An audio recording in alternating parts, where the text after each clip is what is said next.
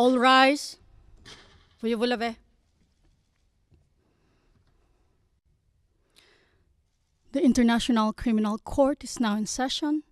L'audience à la Cour pénale internationale est ouverte.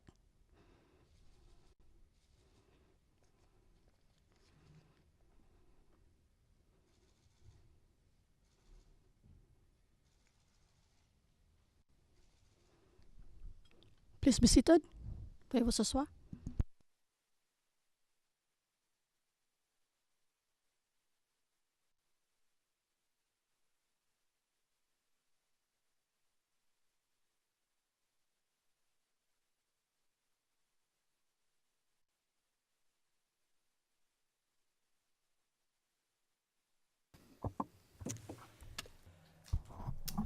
Le président, bonjour.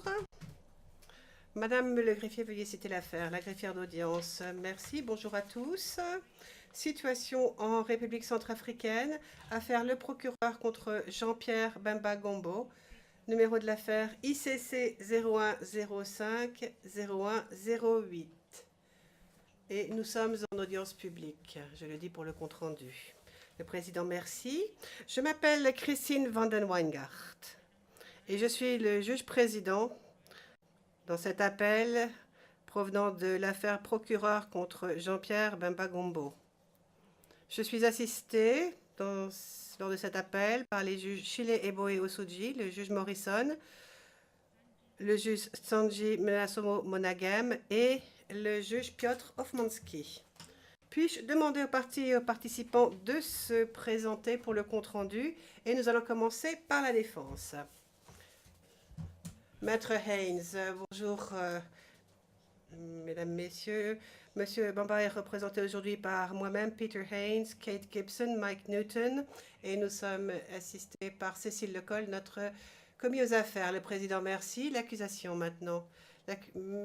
Monsieur Stewart, Madame, Messieurs les juges, donc je suis James Stewart, je représente l'accusation et je suis avec Fabricio Garillia, directeur de la division des poursuites, Reinhold Goldmesser, Merichel Reguet, Matteo Costi, Matthew Cross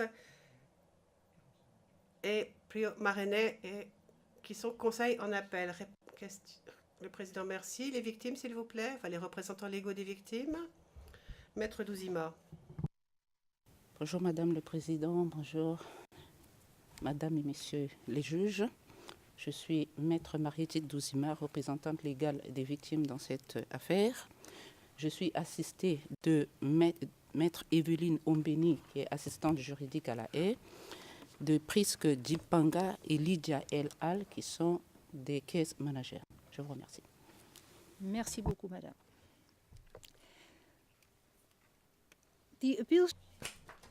La Chambre d'appel rend ce jour son arrêt relatif à l'appel interjeté par Jean-Pierre Bemba Gombo contre le jugement rendu par la Chambre de première instance 3 le 21 mars 2016 qui le déclarait coupable de crimes de guerre et de crimes contre l'humanité. L'arrêt d'aujourd'hui concerne également les appels interjetés par M. Jean-Pierre Bemba et le procureur contre la décision relative à la peine prononcée le 21 juin 2016, par laquelle la Chambre de première instance 3 a condamné Jean-Pierre Bemba à une peine totale de 18 ans d'emprisonnement. J'emploierai par la suite les termes jugement et décision relative à la peine pour désigner ces deux décisions. Je commencerai par l'appel interjeté contre le jugement et en faisant tout d'abord un résumé de la procédure. Le 21 mars 2016, la Chambre de première instance a déclaré M. Jean-Pierre Bemba coupable des crimes contre l'humanité de meurtre et de viol et des crimes de guerre de meurtre, de viol et de pillage commis par les troupes du Mouvement de libération du Congo, le MLC, en République centrafricaine du 26 octobre 2002 ou vers cette date au 15 mars 2003. Elle a jugé qu'en tant que personne faisant effectivement fonction de chef militaire et exerçant un contrôle effectif sur les troupes du MLC, Jean-Pierre Bemba était pénalement responsable de ces crimes au sens de l'article 28 petit a du statut. Jean-Pierre Bemba a fait appel du jugement le 4 avril 2016. Il a déposé son mémoire d'appel le 19 septembre 2016. Il a soulevé les moyens d'appel suivants. Premier moyen, le procès était inéquitable. Deuxième moyen, le jugement va au-delà des charges. Troisième moyen, Jean-Pierre Bemba n'est pas responsable en tant que supérieur. Quatrième moyen, les éléments contextuels n'ont pas été établis. Cinquième moyen, la Chambre de première instance a commis une erreur dans l'approche qu'elle a retenue pour identifier les éléments de preuve. Sixième moyen, d'autres erreurs procédurales ont entaché la condamnation. Le procureur a déposé sa réponse au mémoire d'appel le 21 novembre 2016. Et les victimes ont déposé leurs observations relatives au mémoire d'appel le 17 janvier 2017. Jean-Pierre Bemba a déposé sa réplique à la réponse du procureur le 23 janvier 2017 et sa réplique aux observations des victimes le 9 février 2017. Le 30 octobre 2017, la Chambre d'appel a ordonné aux parties et aux participants de lui présenter des observations sur les éléments contextuels des crimes contre l'humanité. Lesquelles observations ont bien été reçues entre le 13 novembre et le 11 décembre 2017.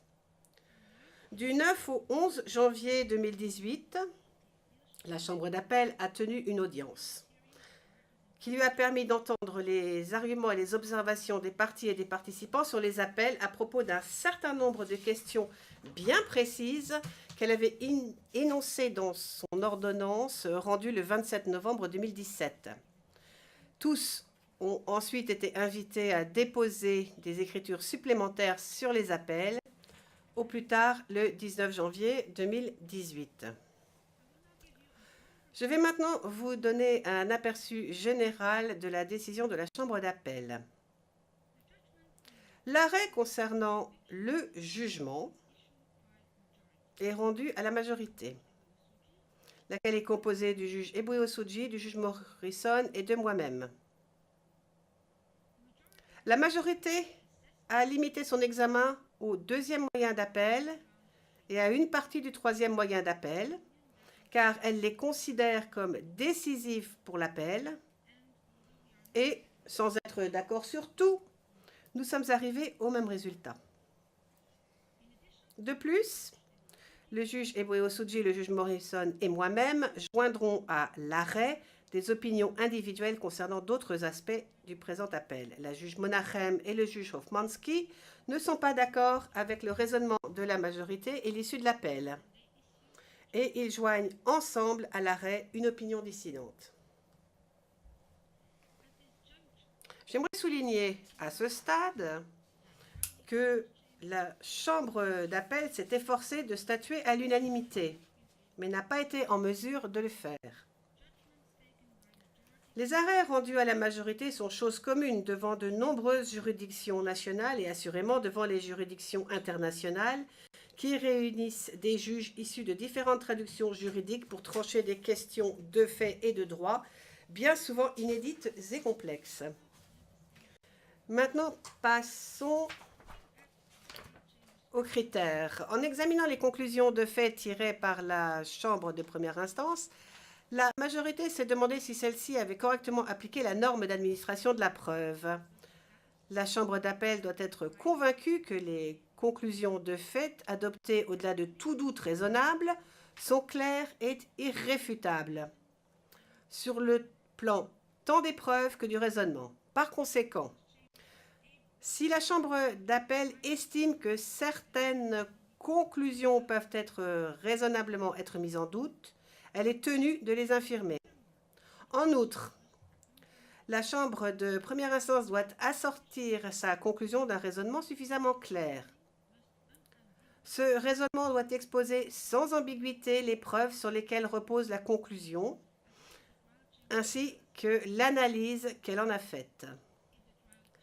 Si la Chambre de première instance a omis de le faire, La Chambre d'appel n'a alors pas d'autre choix que d'écarter la conclusion concernée. Il apporte également que l'obligation pour le condamné d'étayer les erreurs de jugement qu'il allègue n'aboutissent pas à un renversement de la charge de la preuve. Maintenant, je vais brièvement résumer les vues de la majorité sur le deuxième moyen et une partie du troisième moyen d'appel que nous avons considéré comme étant décisif pour cet appel. Je résumerai ensuite les vues de la minorité sur ces mêmes moyens. Et je précise ici que seul l'arrêt et les opinions qui lui sont jointes font foi et non pas le présent résumé. Passons maintenant au deuxième moyen d'appel. Le deuxième moyen d'appel avancé par Jean-Pierre Bemba a trait à la portée des charges portées contre lui. Pendant le processus de confirmation, dans le DCC, le procureur a formulé un certain nombre d'allégations relatives à des actes criminels constitutifs de meurtre, de viol et de pillage. Toutefois, en employant des expressions telles que « parmi »,« figure »,« parmi »,« figure entre autres », le procureur, donc « include » ou « include but are not limited to » dans la version anglaise, le procureur a indiqué que cette liste n'était pas exhaustive. La chambre préliminaire a confirmé ces charges dans des termes fort larges. Ultérieurement, le procureur a présenté des informations sur certains actes criminels particuliers qui n'avaient pas été expressément mentionnés dans le document de notification des charges ni dans la décision relative à la confirmation des charges. La chambre de première instance a déclaré Jean-Pierre Bemba coupable d'un certain nombre de ces actes.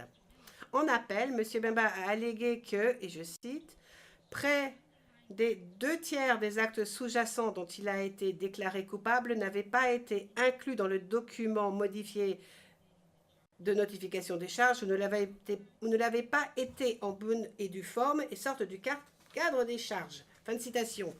Selon lui, la Chambre de première instance a commis une erreur de droit en se fondant sur ces actes pour le condamner.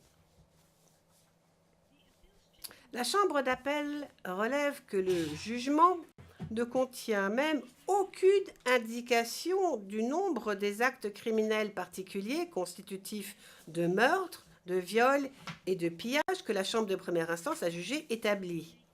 Il ne fait pas non plus référence à une quelconque autre démarcation des actes couverts par la déclaration de la culpabilité. Celle-ci semblerait donc potentiellement concerner tous les crimes de ce type commentés par des soldats du MLC sur un territoire qui fait quand même plus de 600 000 km² et au cours d'une période de plus de 4 mois et demi. La majorité des membres de la Chambre d'appel estime que le jugement doit être compris comme déclarant Jean-Pierre Bemba coupable des actes criminels spécifiques de meurtre, de viol et de pillage que la Chambre de première instance a jugé établis au-delà de tout doute raisonnable et qui ont été rappelés dans les sections finales du jugement au chapitre de chaque crime. Le dispositif du jugement, formulé en termes fort larges, et les conclusions concernant les crimes reprochés tirées par la Chambre de première instance en des termes à peine moins larges ne reflètent en réalité pas ce pourquoi M. Jean-Pierre Bemba a été condamné. Il s'agit en fait de résumer des conclusions de la Chambre de première instance concernant les actes criminels constitutifs de meurtre, de viol et de pillage qui ont été établis au-delà de tout doute raisonnable. Néanmoins, la déclaration de culpabilité prononcée contre Jean-Pierre Bemba a été en lien avec ces actes criminels spécifiques uniquement. J'en viens maintenant à la portée des charges après avoir déterminé la portée de la condamnation de Jean-Pierre Bemba. Donc, je répète, j'en viens maintenant à la portée des charges.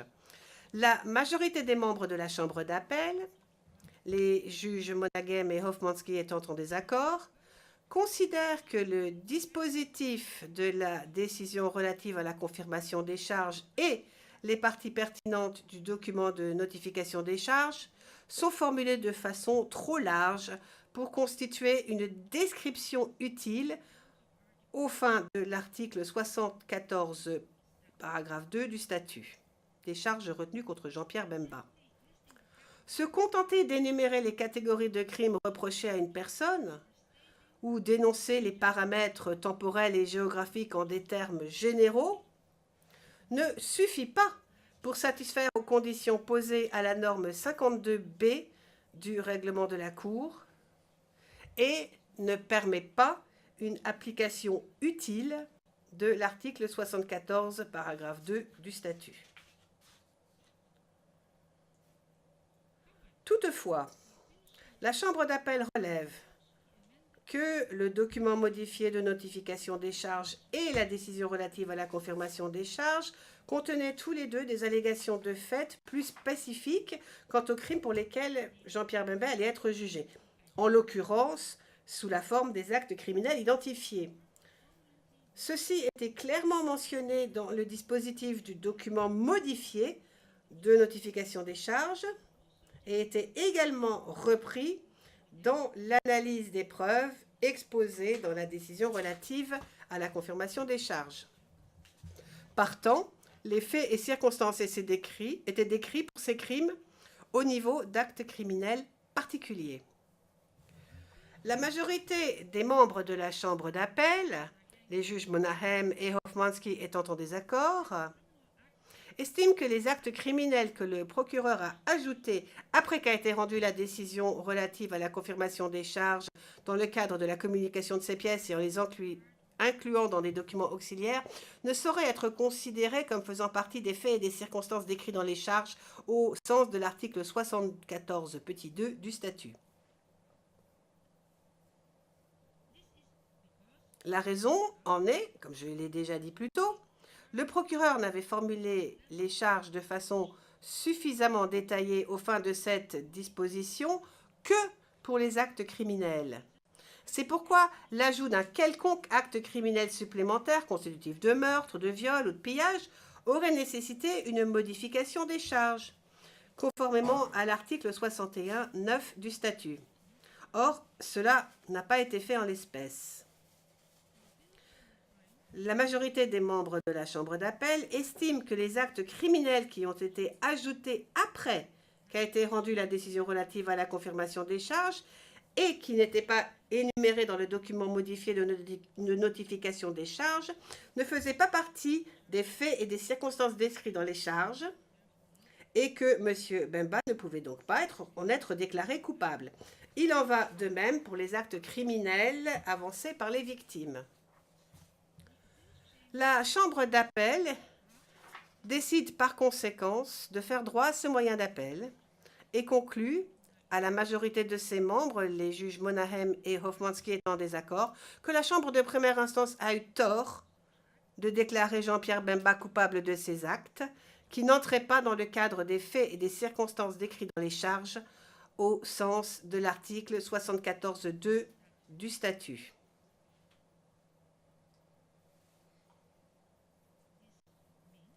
Cela signifie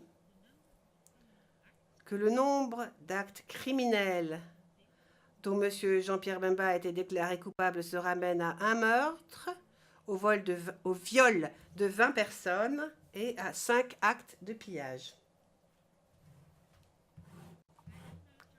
Maintenant, je passe au troisième moyen d'appel. Dans le cadre du troisième moyen d'appel, M. Bemba avance que la Chambre de première instance a eu tort de conclure qu'il n'avait pas pris toutes les mesures nécessaires et raisonnables pour empêcher ou réprimer les crimes commis par les troupes du MLC ou pour en référer aux autorités compétentes.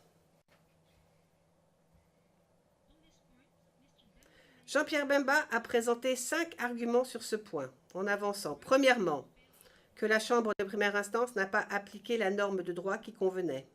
Deuxièmement, qu'elle n'a pas bien apprécié les limites de la juridiction et de la compétence du MLC pour enquêter. 3. Qu'elle n'a pas tenu compte du fait que M. Bemba avait demandé au Premier ministre de la République centrafricaine d'enquêter sur ces allégations.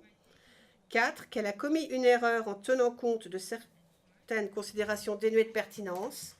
Et 5, que les conclusions qu'elle a tirées concernant les mesures prises étaient déraisonnables, ne reflétaient pas correctement les éléments de preuve et ne tenaient pas compte de certains éléments pertinents.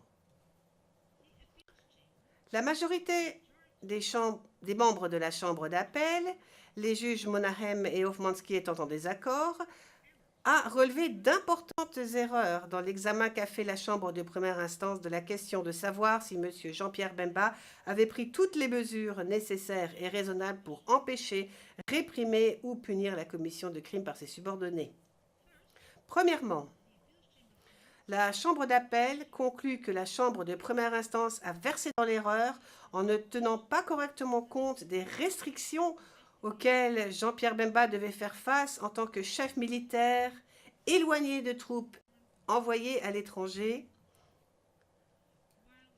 pour enquêter sur des crimes et en poursuivre les auteurs. Si la Chambre de première instance a quelque peu tenu compte de ces difficultés, elle a cependant ignoré d'importants témoignages indiquant que le pouvoir de Jean-Pierre Bemba d'enquêter sur des crimes commis en République centrafricaine était limité et qu'il faisait face à des difficultés logistiques dans la conduite de l'enquête ou d'enquête. Elle a aussi négligé le fait que tout au long de l'opération de 2002-2003 en République centrafricaine, le MLC s'appuyait sur la coopération des autorités centrafricaines. Deuxièmement, la Chambre d'appel conclut que la Chambre de première instance a eu tort de ne pas prendre en considération l'argument de Jean-Pierre Bemba selon lequel il avait adressé une lettre aux autorités centrafricaines. Même si elle n'a pas pris cet argument en considération, elle a tout de même conclu que Jean-Pierre Bemba n'avait pas référé les allégations de crime aux autorités centrafricaines pour qu'elles enquêtent. En concluant que Jean-Pierre Bemba n'avait pas pris des mesures nécessaires et raisonnables, la Chambre de première instance s'est en partie fondée sur la conclusion selon laquelle il n'avait fait aucun effort pour en référer aux autorités centrafricaines. La Chambre de première instance a eu tort de tirer cette conclusion sans prendre expressément en considération l'argument selon lequel il en avait bel et bien référé aux autorités. Troisièmement, la Chambre de première instance a versé dans l'erreur en déterminant que les motivations qu'elle attribuait à Jean-Pierre Bemba excluaient que celui-ci prenne de bonne foi les mesures nécessaires et raisonnables. Le souci de préserver la réputation des troupes ne rend toutefois pas intrinsèquement moins raisonnables ou nécessaires les mesures de prévention ou de répression des crimes. Quatrièmement, la Chambre de première instance a eu tort de retenir à l'encontre de Jean-Pierre Bemba le fait que les mesures qu'il a ordonnées ont été mal exécutées ou n'ont produit que des résultats limités. Elle n'a pas considéré que les mesures prises par un commandant ne peuvent pas nécessairement lui être reprochées parce que leur exécution laissait à désirer. En l'espèce, la Chambre de première instance semble avoir attribué à Jean-Pierre Bemba les résultats prétendument limités des enquêtes indépendantes au seul motif que ces enquêtes avaient été lancées à son initiative. Cinquièmement, la Chambre de première instance a commis une erreur en concluant que Jean-Pierre Bemba n'avait pas habilité d'autres responsables du MLC de façon à ce qu'ils puissent enquêter suffisamment et pleinement sur des crimes et en poursuivre les auteurs. Elle est arrivée à cette conclusion en apparente contradiction avec une autre conclusion tirée précédemment, selon laquelle d'autres commandants du MLC détenaient une certaine autorité disciplinaire sur le terrain. Qui plus est, la Chambre de première instance n'a pas expliqué ce que M. Jean-Pierre Bemba aurait dû faire de plus pour habiliter d'autres responsables du MLC de façon à ce qu'ils puissent enquêter suffisamment et pleinement sur les allégations de crimes et en poursuivre les auteurs, ni en quoi il avait failli à cet égard. Sixièmement, la Chambre de première instance a eu tort de fonder son appréciation des mesures nécessaires et raisonnables sur la totalité des crimes qui auraient été commis par le MLC, alors que seul un nombre limité de ces crimes ont été prouvés au-delà de tout doute raisonnable. Conclure que les mesures prises par un commandant étaient insuffisantes pour empêcher ou réprimer une vague de criminalité prolongée ne signifie pas que ces mesures étaient également insuffisantes pour empêcher ou réprimer le nombre limité de crimes spécifiques pour lesquels le commandant est en fin de compte déclaré coupable. Septièmement, la Chambre de première instance a eu tort de considérer le redéploiement des troupes du MLC comme une mesure que Jean-Pierre Bemba pouvait prendre. La Chambre d'appel considère qu'il est fondamental qu'un accusé soit informé dans le plus court délai et de façon détaillée de la nature de la cause et de la teneur des charges. Cependant, aucun document visant à notifier à M. Bemba les charges retenues contre lui ne mentionnait spécifiquement le redéploiement des troupes pour limiter les contacts avec la population civile comme une mesure nécessaire et raisonnable qu'il aurait dû prendre. Le déploiement des troupes n'était mentionné dans le document modifié de notification des charges que dans le contexte de l'établissement du contrôle effectif de Jean-Pierre Bemba sur les forces du MLC. Ce défaut de notification en bonne et due forme a porté préjudice à Jean-Pierre Bemba.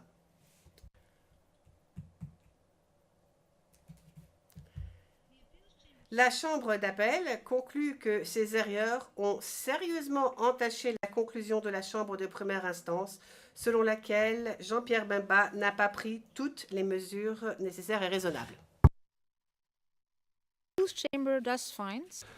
Par conséquent, la Chambre d'appel conclut à la majorité de ses membres, les juges Monageng et Hoffmanski étant en désaccord, que la conclusion de la Chambre de première instance, selon laquelle Jean-Pierre Bemba n'avait pas pris toutes les mesures nécessaires et raisonnables en réponse aux crimes commis par le MLC en RCA, est sérieusement entachée d'erreurs, et que Jean-Pierre Bemba ne peut être considéré comme pénalement responsable sur la base de l'article 28 pour les crimes commis par les troupes du MLC pendant l'opération en RCA.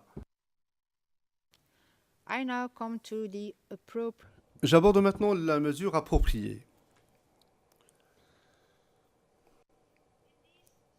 Dans ces circonstances, la Chambre d'appel, à la majorité de ses juges, annule la déclaration de culpabilité de Jean-Pierre Bemba. Elle met fin à la procédure pour ce qui est des actes criminels dont la Chambre de première instance a déclaré l'accusé coupable alors même qu'il débordait du cadre des faits et circonstances de l'affaire. Pour le reste des actes criminels, la Chambre d'appel prononce l'acquittement de l'accusé, car les erreurs relevées au chapitre des mesures nécessaires et raisonnables font entièrement disparaître sa responsabilité pénale.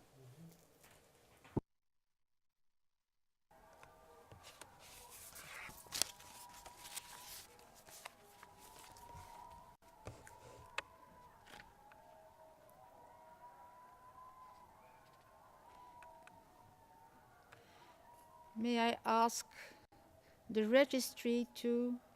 Puis-je demander au greffe de rétablir le calme dans le prétoire, s'il vous plaît, dans la galerie du public, plus précisément.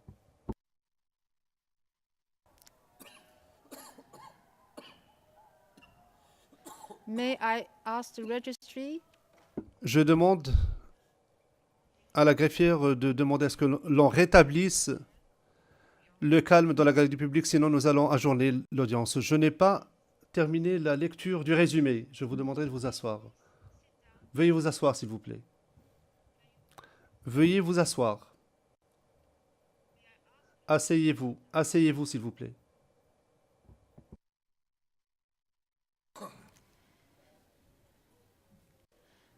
I shall now proceed to... À présent, je vais donner lecture du résumé de l'opinion dissidente des juges Monageng et Hoffmanski.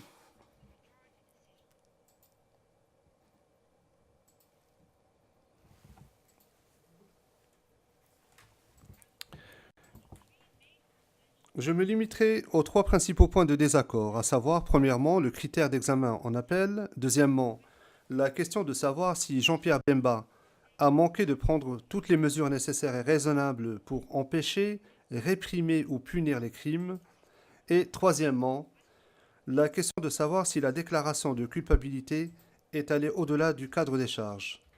Les juges dissidents examinent les autres moyens d'appel dans leur opinion dissidente, qui est le document qui fait foi. Après examen de tous les arguments formulés, ils auraient confirmé le jugement attaqué. Je vais d'abord parler du critère d'examen. Au sujet du critère d'examen en appel, les juges dissidents ne partagent pas l'avis de la majorité, selon lequel la chambre d'appel doit annuler les conclusions de fait de la chambre de première instance si celles-ci peuvent raisonnablement être mises en doute. Les juges dissidents y voient un écart important et inexplicable par rapport aux critères conventionnels d'examen des erreurs de fait appliqués à ce jour par la chambre d'appel de cette Cour, ainsi que par toutes les autres juridictions internationales et internationalisées. Les juges dissidents estiment qu'il ne suffit pas d'avoir de sérieux doutes sur une conclusion de fait tirée par la chambre de première instance. En cas de doute, il est nécessaire, selon les juges dissidents, que la chambre d'appel examine les éléments de preuve étayant la constatation en question afin de statuer elle-même sur la question ou qu'elle renvoie la dite question devant une chambre de première instance à cette fin. Par conséquent, pour examiner les moyens d'appel soulevés par Jean-Pierre Bemba, les juges dissidents ont appliqué le critère conventionnel d'examen en appel qui accorde un certain crédit aux constatations de la chambre de première instance.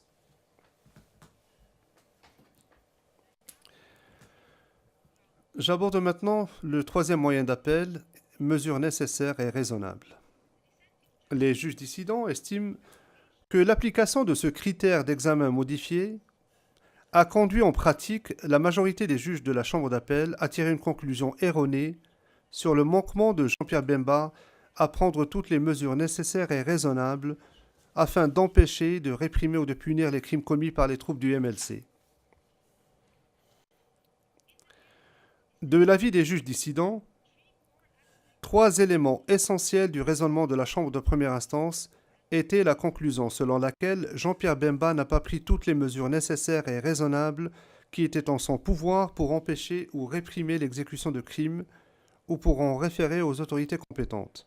Premièrement, la chambre de première instance a reconnu que Jean-Pierre Bemba a pris quelques mesures au cours de l'opération de 2002-2003 en RCA. Mais elle a conclu que toutes ces mesures étaient limitées quant à leur mandat, leur exécution et ou leurs résultats. Deuxièmement, la Chambre de première instance a conclu que les troupes du MLC ont continué de commettre des crimes tout au long de l'opération de 2002-2003 en RCA et que des informations concordantes concernant ces crimes ont été portées à l'attention de M. Jean-Pierre Bemba. Troisièmement, la Chambre de première instance a évalué les mesures limitées et déficientes prises par Jean-Pierre Bemba au vu du fait qu'il était matériellement en son pouvoir d'empêcher de réprimer l'exécution des crimes.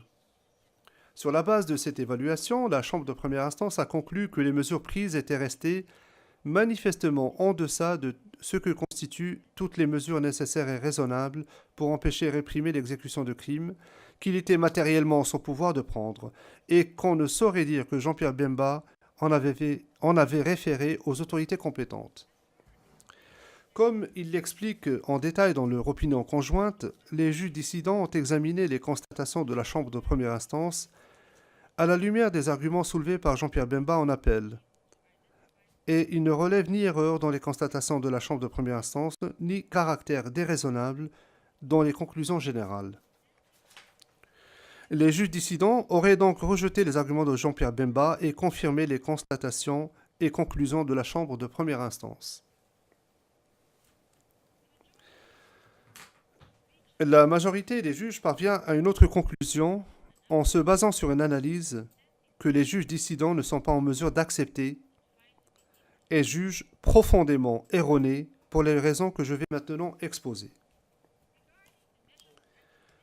Pour ce qui est des mesures effectivement prises par Jean-Pierre Bemba, la majorité relève 3 erreurs dans l'analyse de la Chambre de première instance. Premièrement, elle conclut que la Chambre de première instance n'a pas accordé suffisamment d'importance au fait que les troupes du MLC opéraient dans un pays étranger, avec ce que cela suppose comme difficulté pour la capacité de Jean-Pierre Bemba de prendre des mesures.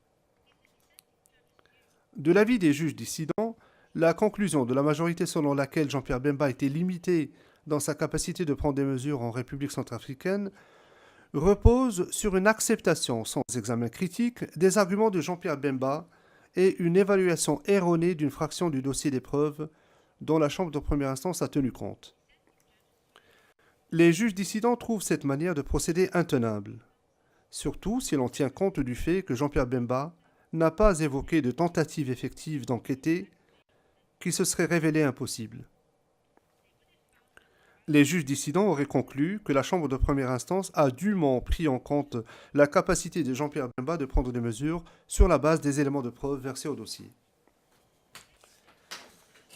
La deuxième erreur relevée par la majorité est que la Chambre de première instance semble avoir considéré les motivations de Jean-Pierre Bemba comme déterminant le caractère adéquat ou non des mesures qu'il a prises. Les juges dissidents considèrent que l'avis de la majorité sur le raisonnement de la Chambre de première instance ne reflète pas fidèlement la démarche de la Chambre de première instance et n'est étayé par aucune lecture attentive du jugement. Les juges dissidents considèrent comme inapproprié l'emploi par la majorité de termes d'ordre spéculatif pour imputer à la Chambre de première instance un raisonnement qui ne ressort pas du texte de la décision. Les juges dissidents n'auraient pas décelé d'erreur dans l'examen par la Chambre de première instance des motivations de Jean-Pierre Bemba. La troisième erreur relevée par la majorité est que la Chambre de première instance n'a pas établi que Jean-Pierre Bemba a délibérément limité le mandat des commissions et des enquêtes mises en place. Les juges dissidents estiment que la position de la majorité reflète une interprétation erronée de la nature de la responsabilité pénale visée à l'article 28 du statut. D'après leur conception de ce mode de responsabilité, la question n'est pas de savoir si Jean-Pierre Bemba était responsable de quelques déficiences ou limitations constatées dans les mesures qu'il a prises. La question est plutôt de savoir si l'on peut également, à la lumière des mesures que Jean-Pierre Bemba a effectivement prises, dire qu'il a pris toutes les mesures nécessaires et raisonnables pour empêcher, réprimer ou punir la commission du crime. Les juges dissidents auraient conclu que la Chambre de première instance n'a pas commis d'erreur dans son examen de cette question. Pour ce qui est de la poursuite des crimes en dépit des mesures prises, les juges dissidents relèvent que la majorité a exprimé des doutes quant aux conclusions de la Chambre de première instance concernant l'ampleur et la durée des crimes. De façon similaire, bien qu'elle exprime certaines préoccupations concernant les conclusions de la Chambre de première instance relatives au contrôle effectif détenu par Jean-Pierre Bemba et à sa connaissance des crimes, la majorité ne résout aucune des questions qu'elle a soulevées. Selon les juges dissidents, cela a pour conséquence regrettable que des questions essentielles pour déterminer si Jean-Pierre Bemba a pris toutes les mesures nécessaires et raisonnables demeurent non résolues aux fins du présent appel. Les juges dissidents estiment que la majorité aurait dû remédier à toute préoccupation concernant les conclusions de la Chambre de première instance en se fondant sur son propre examen des éléments de preuve versés au dossier de l'affaire. En l'absence d'un tel examen et d'une décision effective sur ces questions, les juges dissidents ne voient pas bien comment la majorité a pu procéder à l'annulation des conclusions de la Chambre de première instance et prononcer un acquittement. Pour leur part, les juges dissidents ont mené un examen complet des constatations factuelles et des éléments de preuve sur lesquels la Chambre de première instance s'est appuyée et sont convaincus que celle-ci n'a pas eu tort de conclure que de nombreux crimes ont continué d'être commis tout au long de l'opération de 2002-2003 en RCA, que Jean-Pierre Bemba avait connaissance de ces crimes et qu'il détenait un contrôle effectif sur ces troupes. Les juges dissidents considèrent que l'analyse déficiente faite par la majorité en l'espèce résulte de l'application dans la pratique du critère modifié qu'elle a retenu pour l'examen de cet appel. Cela a conduit la majorité à infirmer les constatations faites par la Chambre de première instance sans même se pencher utilement sur ces constatations ni montrer un quelconque intérêt pour les éléments de preuve sur lesquels elles reposent. Les juges dissidents estiment qu'au vu de l'examen limité des éléments de preuve auxquels elle s'est livrée, il n'est guère surprenant que la majorité ait eu des doutes sur les constatations et la conclusion générale tirées par la Chambre de première instance. Les juges dissidents réaffirment que des doutes ne constituent pas une base suffisante pour renverser des conclusions de fait dégagées par la Chambre de première instance, surtout en l'absence d'examen de tous les éléments de preuve pertinents. Ce qu'il faut faire, c'est déterminer si un juge, du fait raisonnable, aurait pu aboutir à la conclusion considérée sur la base des éléments de preuve dont disposait la Chambre de première instance. Pour les juges dissidents, la question clé, en première instance comme on appelle, est celle de savoir si les mesures prises par Jean-Pierre Bemba correspondaient à toutes les mesures nécessaires et raisonnables qui étaient en son pouvoir. L'analyse en l'espèce comportait deux volets. Il fallait vérifier si Jean-Pierre Bemba avait manqué de prendre toutes les mesures nécessaires et raisonnables qui étaient en son pouvoir pour, premièrement, empêcher ou réprimer la commission des crimes et, deuxièmement, en référer aux autorités compétentes aux fins d'enquête et de poursuite. Les juges dissidents considèrent que pour répondre correctement à ces questions, il fallait tenir compte de l'ampleur et de la durée des crimes commis, de la connaissance qu'en avait Jean-Pierre Bemba et de toutes les mesures qu'il pouvait prendre dans les circonstances considérées, eu égard à l'étendue du contrôle qu'il détenait sur les troupes. Les juges dissidents déplorent que la majorité ait limité son analyse aux mesures que Jean-Pierre Bemba a prises et ils considèrent que l'examen restreint de cet aspect isolé de l'affaire l'a conduite à une conclusion erronée. Pour toutes ces raisons, les juges dissidents auraient confirmé la conclusion de la Chambre de première instance selon laquelle Jean-Pierre Bemba a manqué de prendre toutes les mesures nécessaires et raisonnables. Je me penche maintenant sur le deuxième moyen d'appel et qui concerne la portée des charges. Les juges dissidents regrettent de ne pouvoir se rallier à la conclusion de la majorité selon laquelle certains des actes criminels jugés établis, au-delà de tout doute raisonnable par la Chambre de première instance, débordaient du cadre des charges. De l'avis des juges dissidents, les charges portées par le procureur contre Jean-Pierre Bemba se définissaient par des paramètres géographiques et temporels et d'autres paramètres de fond. La Chambre préliminaire a confirmé les charges en l'état. La Chambre de première instance pouvait donc examiner tout acte criminel satisfaisant à ces paramètres, sous réserve que l'accusé en ait été dûment informé. Cette conclusion des juges dissidents repose sur les considérations suivantes.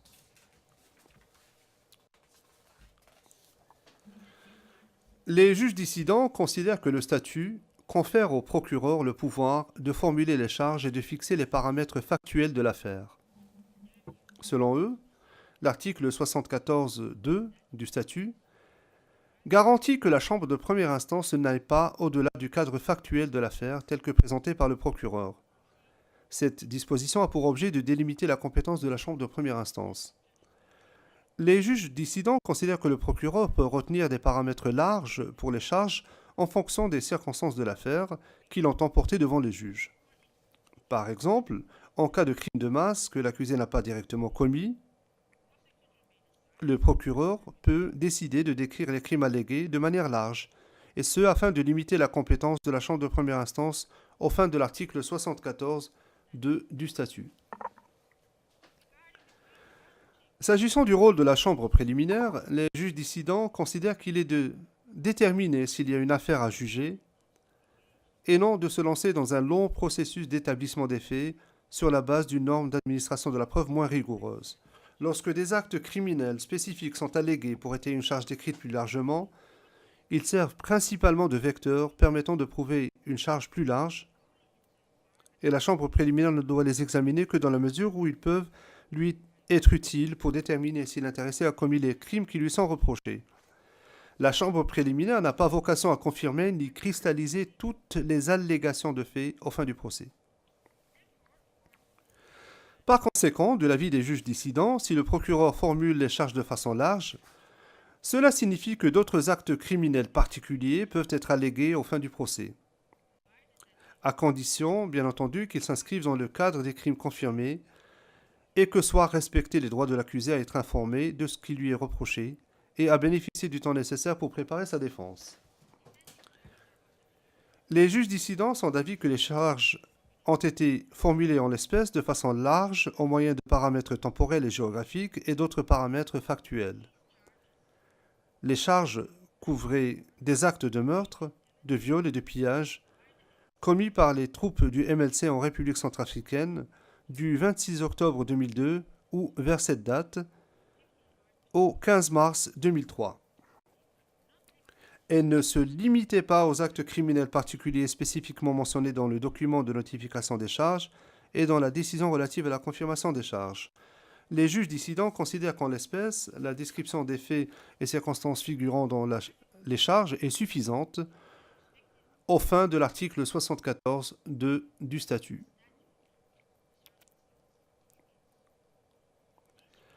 En raison de ce qui précède, les juges dissidents auraient conclu que la déclaration de culpabilité de Jean-Pierre Bemba n'est pas allée au-delà du cadre des faits et circonstances décrits dans les charges portées contre lui. Ils auraient par conséquent conclu que Jean-Pierre Bemba n'a pas démontré que la Chambre de première instance avait commis une erreur de droit et aurait par conséquent rejeté le deuxième moyen d'appel. Il n'aurait donc pas mis un terme à la procédure. S'agissant des actes criminels, dont la majorité a jugé qu'ils débordaient du cadre des faits et circonstances décrits dans les charges.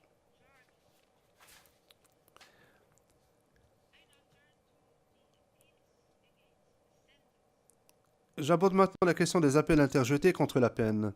Compte tenu de l'issue que le présent arrêt donne à l'appel interjeté par Jean-Pierre Bemba, la Chambre d'appel considère à l'unanimité que les appels formés par Jean-Pierre Bemba et le procureur contre la décision relative à la peine sont sans objet. Elle les rejette donc à ce titre.